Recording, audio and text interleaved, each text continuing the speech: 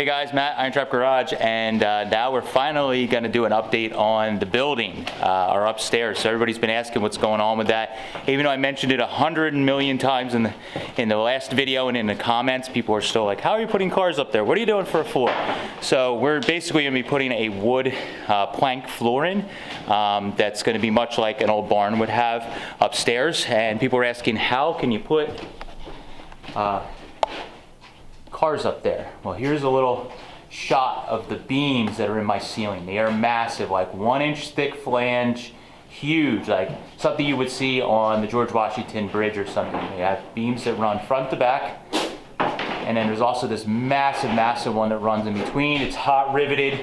That's how you can tell it was done many years ago. So all of that is supporting the ceiling, which also has these 2x6s or 2x8s that are 16 on center, and then there's a 1 inch thick floor on top of that. So we're going to be putting, walk you guys up, we're going to be putting 2x4s down that we're cutting down to basically, we're ripping them to 2 inch, and we got 2 inch thick styrofoam insulation to put down. That's going to help keep the shop downstairs warmer, and also warmer in the winter and cooler in the summer. So that's the plan. It's making it a little difficult because we have to rip down every 2x4 so that everything's level, and then we're putting a 1 inch thick plank floor over top of that. Beams will be 16 on center. I've already been cutting styrofoam, so I am covered already. Got a couple table saws. My buddy George is helping. My dad is here. Steve's of course helping. My buddy Dan, who's kind of been telling us how to do all this because he has a lot of experience with this, he's going to be over to help a little bit. But we're going to try and bang out this floor in this video, so let's get started.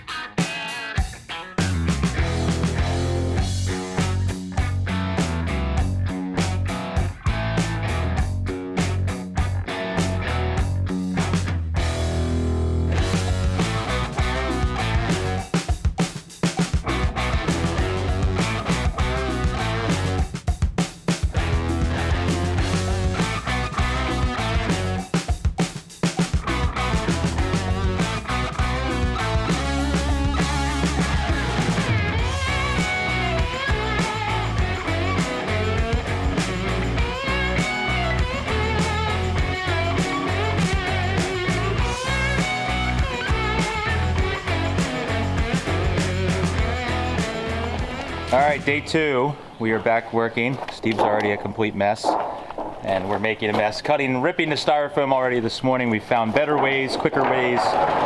By the end of this, we'll have it all figured out. But yesterday, we got probably 70% of the floor, or the substructure, whatever you want to call it, down. And it's looking awesome, really psyched. This side here, you can notice there was a drop down. When they put a new front on the building, they built like a little drop down here. So we have this little area here that we have, a gap underneath the boards. So George came up with this, George and Dan together kind of came up with this good idea. We're gonna lay some of our drops that we have from ripping these 2x4s down, and then put little legs and kind of create like a ladder type setup or bridge, whatever. And yeah, so that's going to work. It's going to be labor intensive or time consuming to do this whole section like that, but we're going to be using all of our drops, which is really nice. So I don't have to go and buy additional material, and we can use up everything we have. So that's good. Still have a lot of insulation and wood to cut, but we're going to hopefully get this all framed out today if everything goes as planned.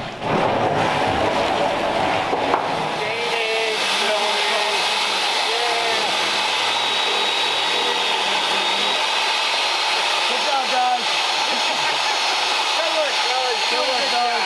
I'll be in my office.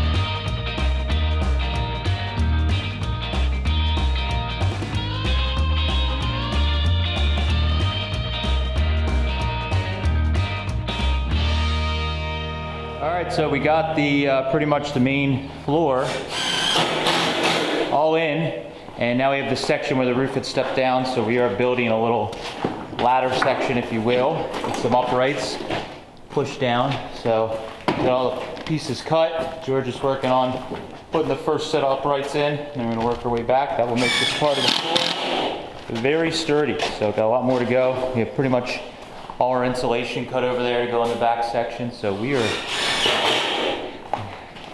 heading towards the end for the substructure. Fingers crossed.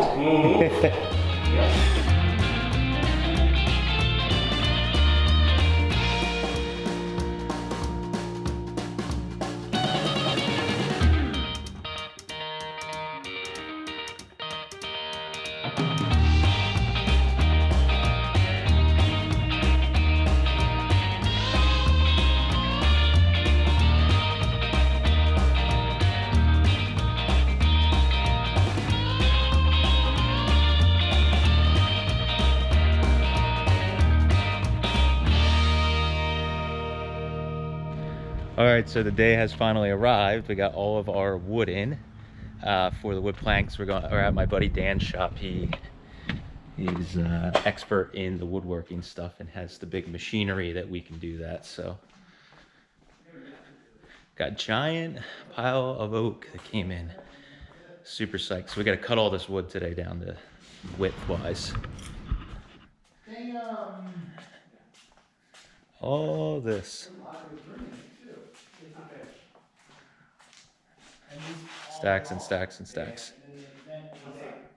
Here, so what we're doing is Dan's got his saw set up here, and we're cutting everything to size, and he found like about 4 common sizes of boards width on the width side, because they come not all even. And we're gonna cut all them down and then get everything looking good, and then we can take it back to the shop.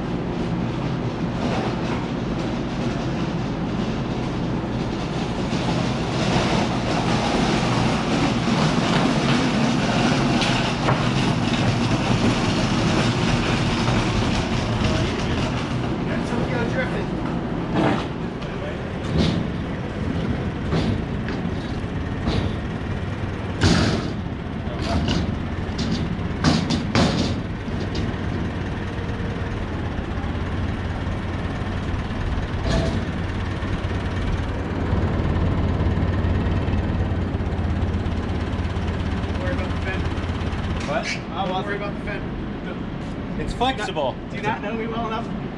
That's a flexible fender. I had zero concerns about that fender. This is my concerned fender face.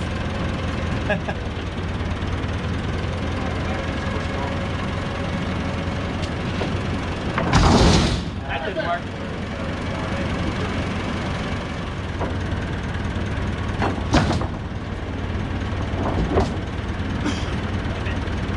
Back up? Yeah.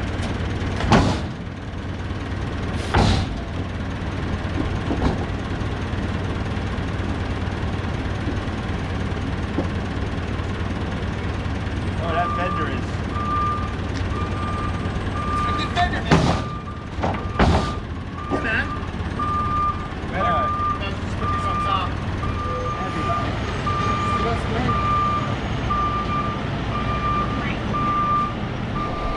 All right, so we got all the wood in the last couple shots all cut down, and we are finally ready for the day of putting the planks in the building. I'm super excited. So I have a bunch of people helping throughout the next few days. We're gonna see how far we can get.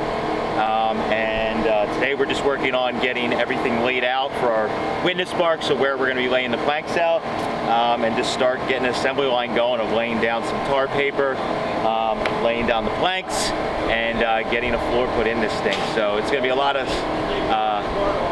long days, but it's gonna be super fun. So can't wait to get this wood in the building. Oh yeah. Food in there. Oh, the chipmunks. Look, chipmunks. Where you find them? Let's see what's in there. Oh, the chipmunks. Oh, what's this? Oh, that's lame. Screws. No doggy toys, no chipmunks. Poor guy. Eating them.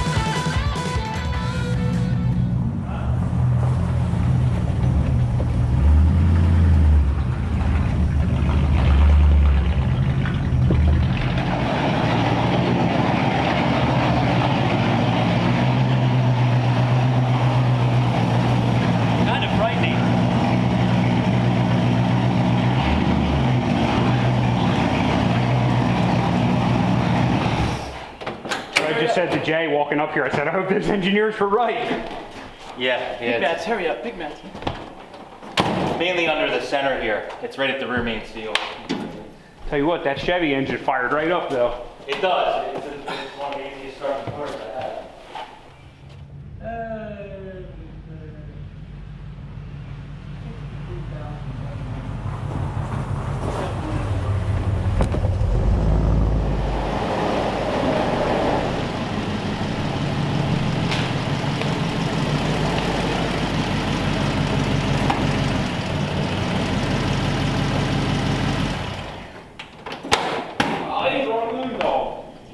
Did bring Moondog. Moondog. Moondog. It's also like how to have as many cars that start like reliably.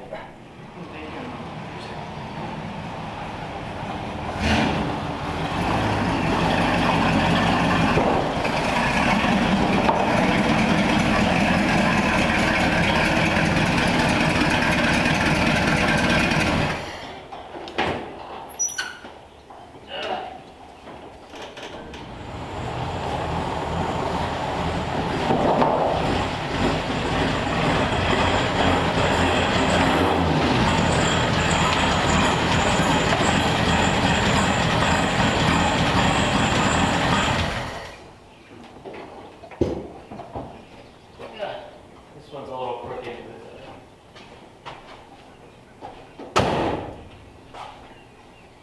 Gotta fill up really fast. All right, so we are finally, quote unquote, done with the floor for the shop. It took about 2 days or so to do the original 2x4s, cut down, and the insulation to get kind of like the subfloor, if you will, or joists and insulation down. And it took basically 3 days, full days of work to get the wood planks down. Wood planks took way longer than I expected. I thought we got these really good screws that you could actually just run right through the oak, and we were like, oh, this will be great. We can just cut the planks, lay them down, screw them in, it'll go real fast. But as with everything, it took way longer than expected, and without the help of a bunch of friends and some family, I was able to get the floor pretty much in. So in the last couple shots you saw, we were pulling cars in here. We didn't quite get the floor done, I'm going to be completely honest. We were a little short on materials. My buddy Dan was kind of estimating everything for me, and he and I were working together, and he was also trying to save me money because everything's expensive now. And we came up, I'll show you guys, just a little short. It's like 3 rows of wood planks. So what we did is I had some extra boards and we threw them in just so we could drive in and kind of end the video. There's no sense in showing, you know, waiting a week or so for that. So we were able to get everything basically done. We just got to cut in around here with the last couple planks, which is really not that big of a deal. So we'll get that done in the next week or so, but we wanted to get the video out. As always, I'm behind. So you can see everything, it looks awesome. Now this oak plank will obviously kind of age in as the cars sit on them and it gets oil and dirt and, you know, everything kind of wears in, and we'll have to maybe work with my buddy Dan was saying with like a wire wheel or something, we can take the little bit of green paint or marking off of the wood, but otherwise, man, super psyched. I can't even tell you guys how excited I am. There's some areas that you may see like up in the front here, we have a couple little pieces we got to add in where we didn't have enough of these real wide planks, so we're gonna have to make a plank just to go in here. You can see we have one that we cut. We're gonna put another one in there.